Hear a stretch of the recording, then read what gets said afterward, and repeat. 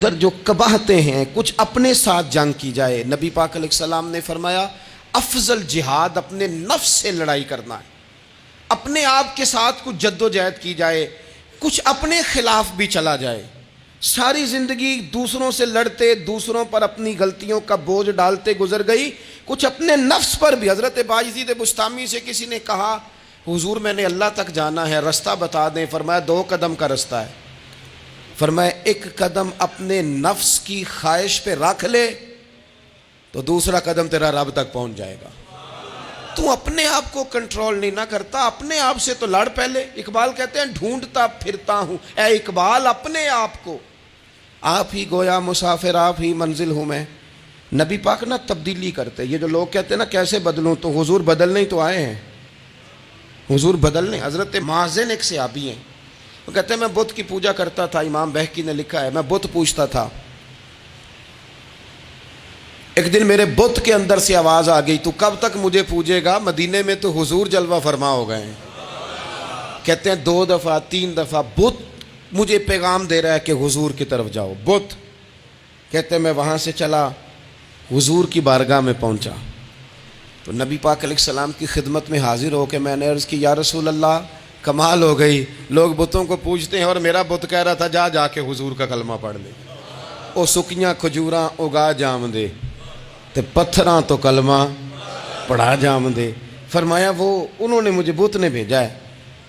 حضرت مازن کہتے ہیں حضور کی بارگاہ میں آیا, نبی پاک نے کلمہ پڑھایا تو میں نے عرض کی حضور میرے اندر کچھ قباحتیں بھی ہیں, کسی کی چیز دیکھ کے میرا جی للچا جاتا ہے, میں چوری کر لیتا ہوں, بدکاری کا بھی مزاج ہے, شراب نوشی بھی ہو جاتی ہے. کہتے ہیں حضور نے میرے سینے پہ ہاتھ رکھا, میرے لیے دعا کر دی. آپ فرماتے ہیں گردن اونچی تھی کبھی نیچی نہیں ہوئی تھی, پر وہ کلمے کی کیا برکت آئی کہ ایسا سر جھکا کہ وہ جھکا ہی رہا. ایسی تبدیلی آئی کہ آ گئی, نفرت ہو گئی. کہتے ہیں حرام مال آتا ہے تو میری طبیعت پہ بوجھ بن جاتا ہے. میں اکثر دوستوں سے کہتا ہوں کہ ہمارے ہاں لوگوں کا عجیب مزاج ہے, وہ اپنا مائنڈ سیٹ کر لینا, کبھی ذہن بنا لینا یہ چیز حرام ہے تو وہ کبھی بھی حلق سے نیچے ہی نہ جائے. آپ گوشت کھا رہے ہوں اور بڑا اچھا پکا ہوا ہے, بہترین مسالہ جات لگے ہوئے ہیں بہترین, آپ کھا رہے تھے گوشت, کوئی بندہ آپ کے کان میں آ کے کہہ دے صدقے کا ہے, اس کا منہ میں ذائقہ بدل جاتا ہے کہ نہیں؟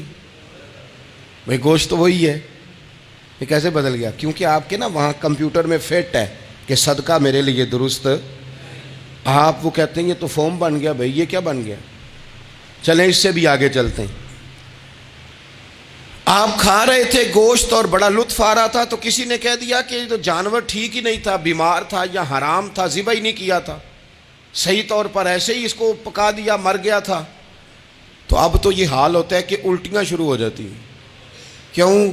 اس لیے کہ نفیس طبیعت پر نہ صدقے کا گوشت فٹ ہوتا ہے نہ حرام فٹ ہوتا ہے, کیونکہ طبیعت نفیس ہے نا. بس اس بات کو سمجھ لیں, جس طرح حرام بکرا طبیعت پہ فٹ نہیں نہ ہوتا, اس طرح کروڑ حرام بھی طبیعت پہ فٹ نہیں ہونا چاہیے. 2 کروڑ بھی حرام آ جائے تو فٹ.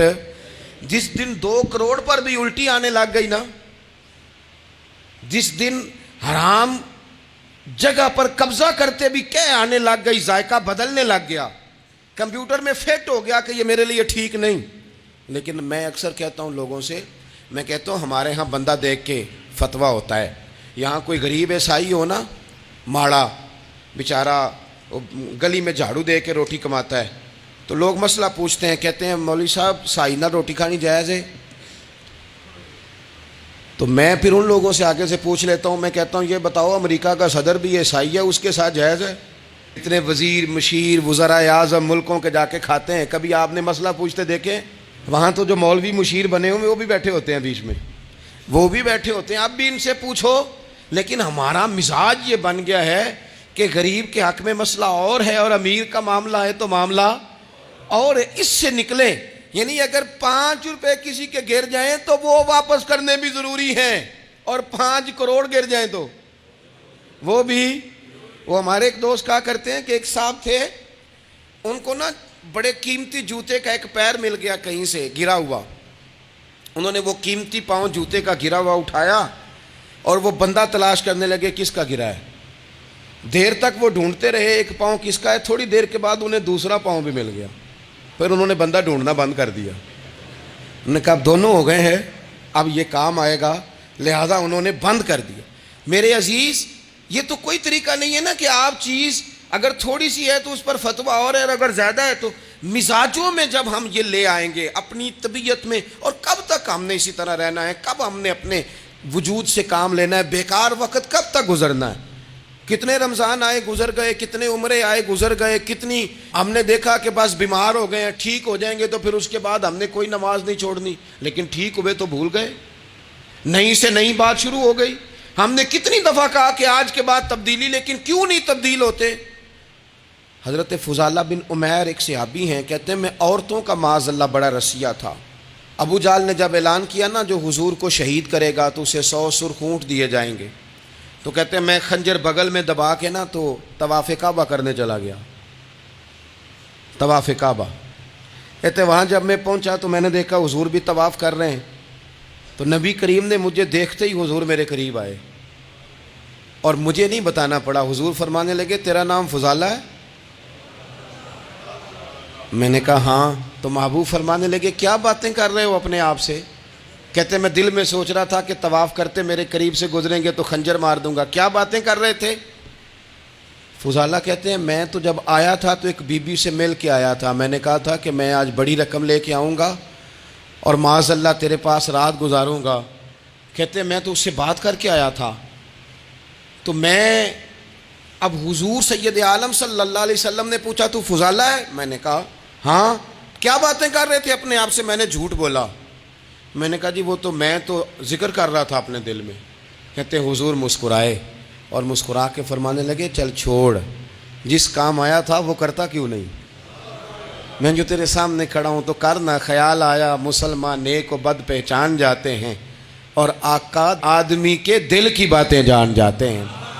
کرنا وہ کام. تو فضالہ کہتے ہیں کہ میں کانپ گیا, میرے ہاتھ سے وہ خنجر گر گیا. حضور نے میرے سینے پہ ہاتھ پھیرا, اس طرح پھیرا کہ زندگی میں اتنا سکون کبھی نہیں ملا, اتنی ٹھنڈک کبھی نہیں ملی, اتنا قرار کبھی نہیں آیا, اس قدر زیادہ آزمائش کبھی نہیں آئی. میں قرار محسوس کرنے لگا.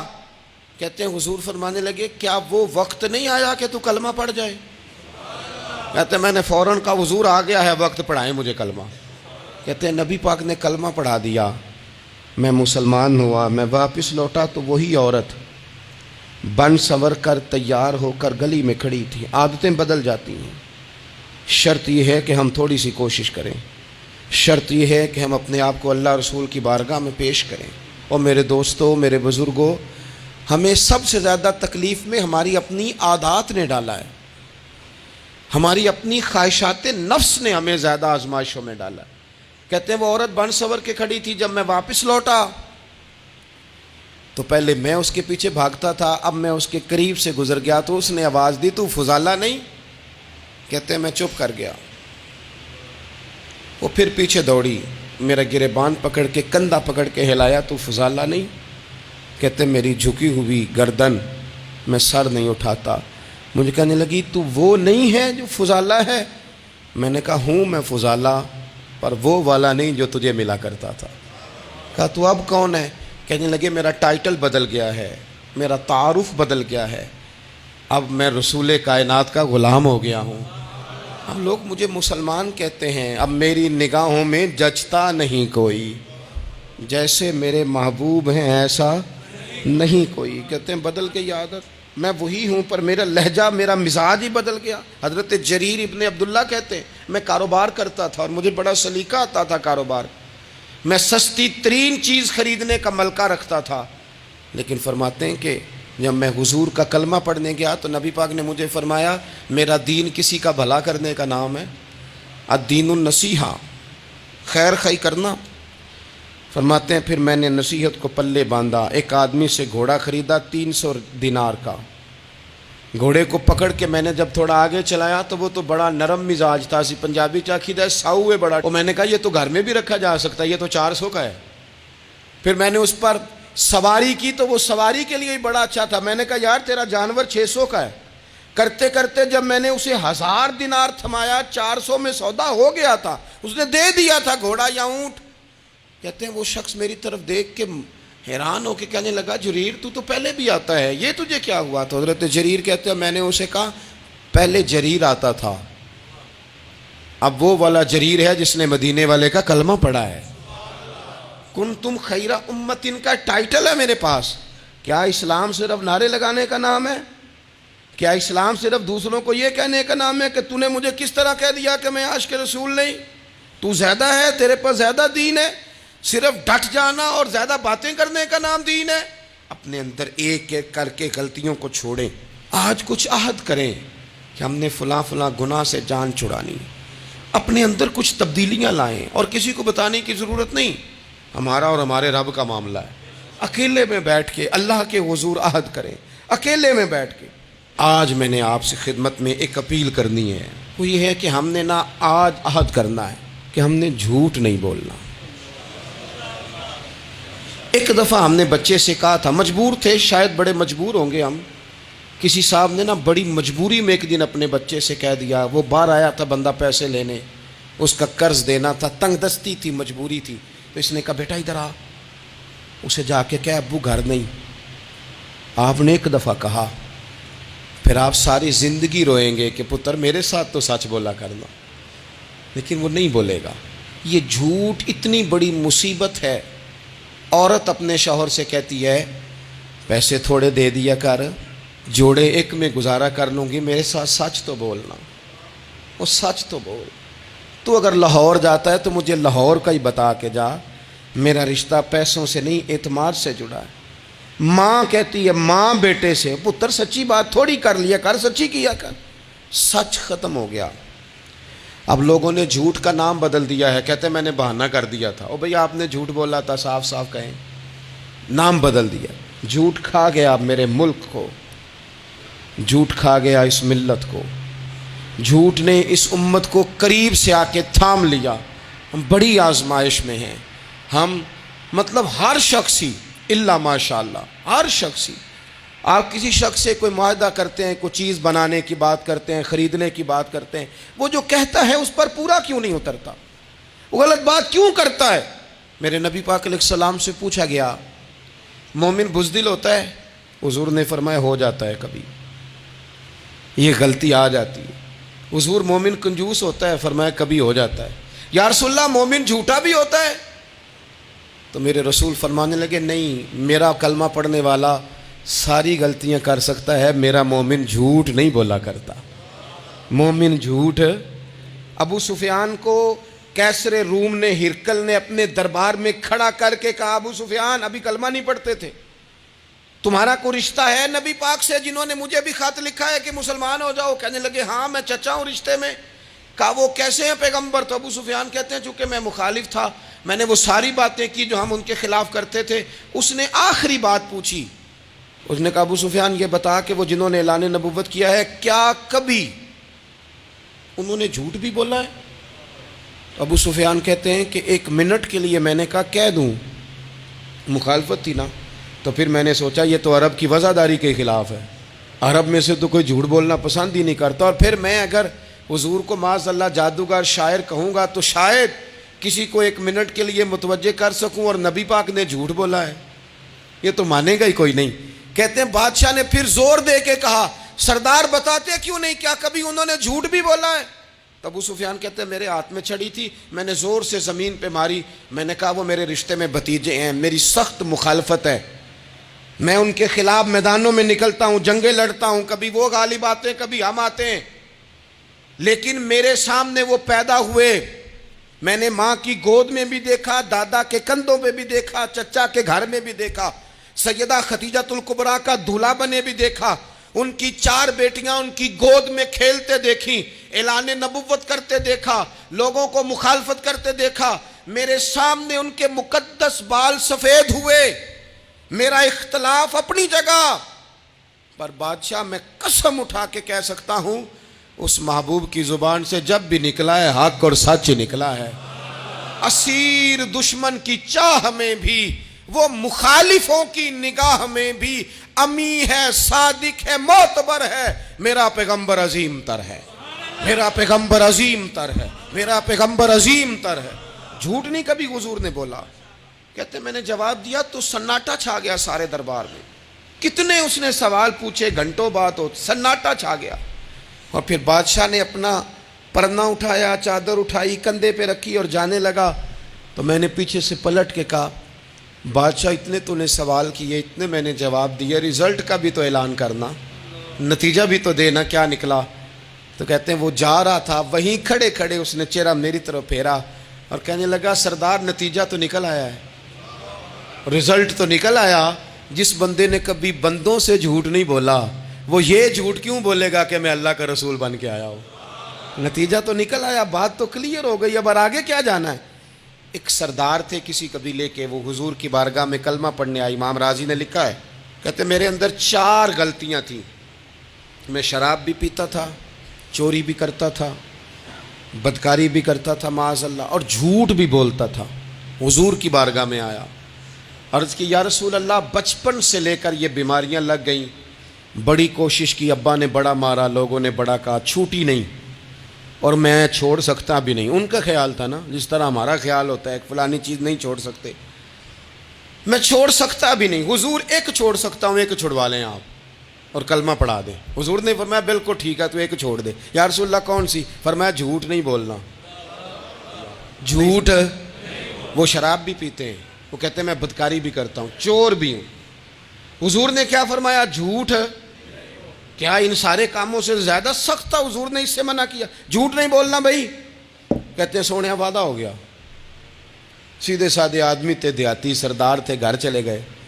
کہتے ہیں جب وہ شراب کے قریب جانے لگا تو دل میں خیال آیا کہ حضور کے پاس شراب پی کے جاؤں گا، اگر کسی نے پوچھا کہ پی ہے تو جھوٹ تو بولنا نہیں، سچ بولوں گا تو حال کیا ہوگا بھلا، وہاں کیفیت کیا ہوگی کہ میں شراب پی کے یہاں آتا ہوں حضور کی بارگاہ میں، مجھ پہ تو حد لگے گی. کہتے ہیں لہذا شراب بھی چھوڑ دی، اٹھا کے ماری دیوار کے ساتھ. کہتے ہیں میں چوری کی طرف ہاتھ بڑھانے لگا تو میں نے کہا صبح اگر کسی نے پوچھا کہ میری چوری کس نے کی ہے، جھوٹ بولنا نہیں، اور اگر سچ بولا تو سوسائٹی میں عزت کیا رہے گی؟ دفع کرو، جو اللہ نے روکھا سوکھا دیا وہی ٹھیک ہے. کہتے ہیں گلی سے گزر رہا تھا، اس عورت نے پھر آواز دی، اس کی طرف جانے لگا اور قریب گیا تو وہ پوچھتی ہے سنا ہے تو نے کلمہ پڑھ لیا ہے؟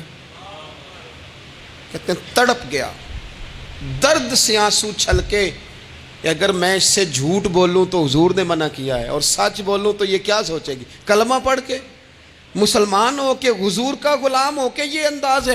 کہتے وہاں سے بھی آ گیا، آ کے نا پیچھے ہو کے بیٹھ گیا. پیچھے حضور تقریر کر رہے تھے، پیچھے ہو کے بیٹھ گیا. غور سے حضور کا چہرہ دیکھ رہا ہوں، غور سے دیکھتا جا رہا ہوں. دنیا کہیں اور دیکھ رہی ہے اور میں حضور کا چہرہ دیکھ رہا ہوں. سر سے لے کر پاؤں تک تنویر ہی تنویر ہے، جیسے منہ سے بولتی قرآن کی تفسیر ہے. سوچتی تو ہوگی دنیا مصطفیٰ کو دیکھ کر بھلا وہ مصور کیسا ہوگا جس کی یہ تصویر ہے. کہتے میں غور سے چہرہ دیکھ رہا ہوں. حضور کی خدمت میں گیا سلام لینے تو محبوب نے مسکرا کے دیکھا تو میں نے کہا سونیا قربان جاؤں، میرا ایک جھوٹ چھڑوایا ہے، میری ہر شے چھوٹ گئی ہے، ختم ہو گیا سارا کچھ ہی. یہ مہربانی ہو جائے گی انشاءاللہ. اپنے آپ سے بات کریں، کوشش کریں کہ ہم نے زندگی میں جھوٹ نہیں بولنا، آپ سچ بولیں. میری ملک کے لیڈر اگر قوم کو صرف سچ بتائیں ہمارے پاس کیا ہے، ہم کتنا سروائیو کر سکتے ہیں، کہاں تک جا سکتے ہیں، آپ یقین کریں قوم کا اعتماد قائم رہے. اگر ہم اپنے بچوں سے سچ بولیں، اپنے دوستوں سے سچ بولیں، اپنے محبت کرنے والوں سے سچ بولیں، ہمارا اعتماد نہیں خراب ہوگا، اعتماد قائم رہے گا.